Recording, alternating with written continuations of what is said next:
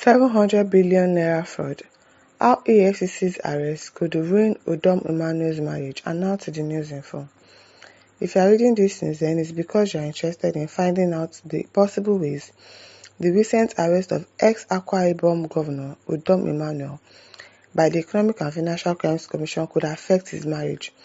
How will it affect his marriage? Did they not spend the money together? The kind of money our leaders, our ex-governors, ex-presidents, ex-leaders have stolen in this country is enough to start a country afresh. All this kind of money is enough to fix Nigeria, but yet one person will steal it. One person will steal 700 billion naira.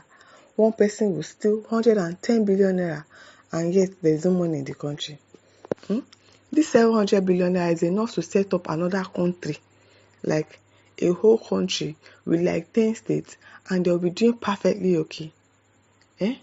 One person, look at them, smiling, but you're a big thief, a very, very big thief. Now, what for our leaders in this country? They steal without remorse, they steal without conscience, and yet the masses are suffering.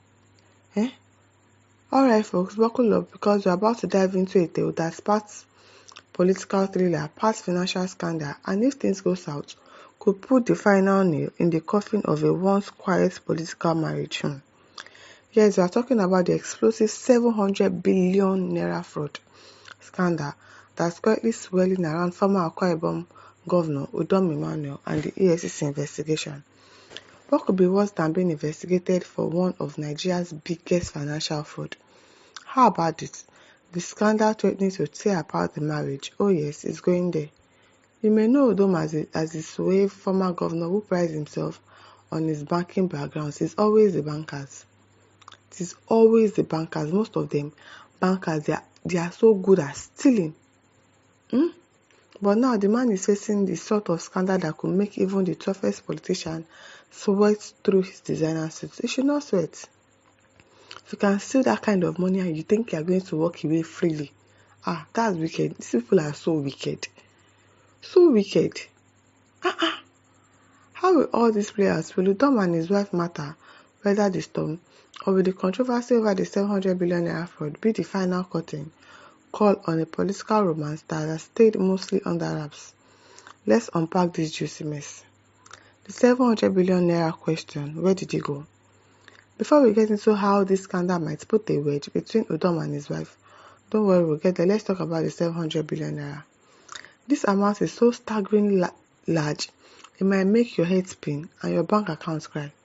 But according to the Economic and Financial Crimes Commission, EFCC, EMMANUEL'S administration might have some explaining to do. Since when did he become the ex-governor? That is now that they are now finding out that he stole that kind of money. Now, UDOM has been known for his focus on industrialization and infrastructure, but it turns out that while he was busy building factories and roads, there might have been some creative accounting going on behind the scenes. The EFCC is reportedly looking into financial transactions during his tenure as governor that could trace the mismanagement or outright theft of billions of naira. A small matter, right? If these allegations are true, UDOM's hands might be far dirtier than a mud stained in Akwa Ibom, so the allegations are not true. And if the fraud is anywhere near what people are claiming, 700 billion naira, let's just say that this won't be swept under the rug, not by a long shot. What makes you think you cannot be swept under the rug? But they will tell him to go and pay 500 million naira, just like Yaya Bello, Abi, and they will sweep it under the carpet. Is this not Nigeria?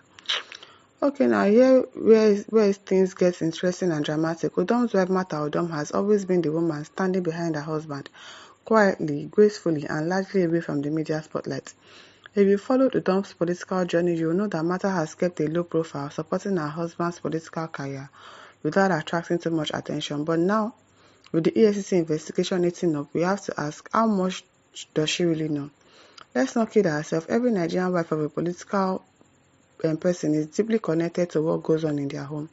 And trust me, Mata isn't as out of the loop as some might think. Behind the scene, she has likely witnessed the high-stakes world of politics and finances that most of us only hear about on the evening news. But when a scandal this big rears his ugly head, we have to wonder, how does she handle this at home? Can Martha stand by her husband in the face of public disgrace?